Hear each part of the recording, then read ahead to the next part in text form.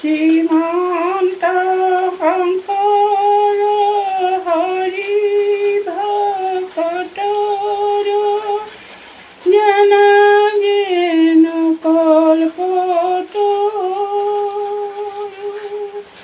তাহান্ত বিনাই নাই নাই নাই আমাৰ পৰম গুৰু কৃষ্ণ।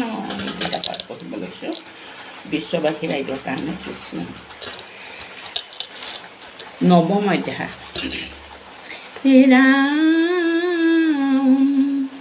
ৰাজা বিদ্যুৎ আৰু ৰাজা গৰ্ভযোগ। ছবি। ৰাম পূৰ্বতে বীৰে কুৰু ৰাজে দ্ৰুপদীক সভা মাজে অৱস্থ কাঢ়ি ললে কটাহাৰ।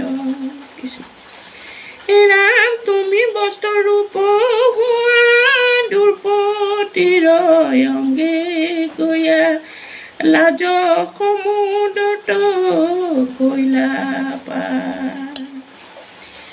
ৰাম দ্ৰুপদীৰ দেখো অংগ সভাৰ এই ৰংগ দুঃশাসনে বস্ত্ৰ সখাবন্ত। কৃষ্ণ। ৰাম দিনে অৰ্ধ দিনৰ সখাবন্ত বস্ত্ৰ সভা নধৰন্ত বস্ত্ৰৰ মোহৰ নাহি অন্ত। কৃষ্ণৰ মহিমা কোনে অন্ত পেলাব পাৰে। ৰাম ভীম দুৰ্ণ কোপ আদি অধমুখে চকু মুদি উঠি গলা আপোন নিবাস। বোলে দ্ৰুপদীৰ কষ্টে সবেও যাব নষ্ট কৌৰৱ সমলি হৈব নাশ।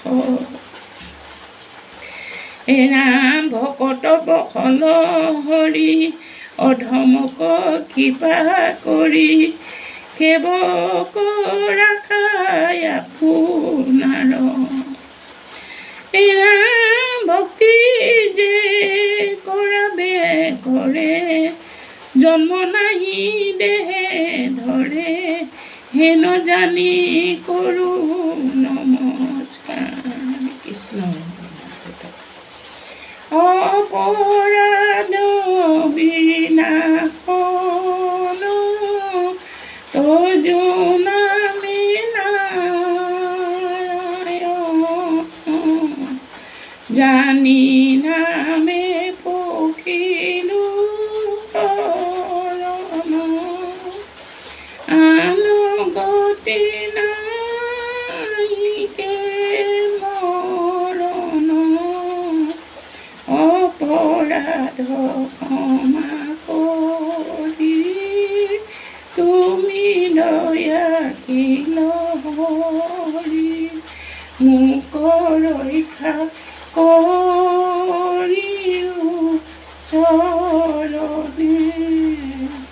ৰাম মোক ৰক্ষা কৰিও চৰণে। হৰি ৰাম। মাতটো ভাঙি গৈছে, এই বৰষুণ পৰি আছে আৰু তেনেকুৱাতে গা পা ধোৱা হৈছে যে কাম বন কৰাইছে মাত ভাঙি গৈছে। লাইক আৰু কৃষ্ণ সকলোৱে গুৰু নাম ল'ব।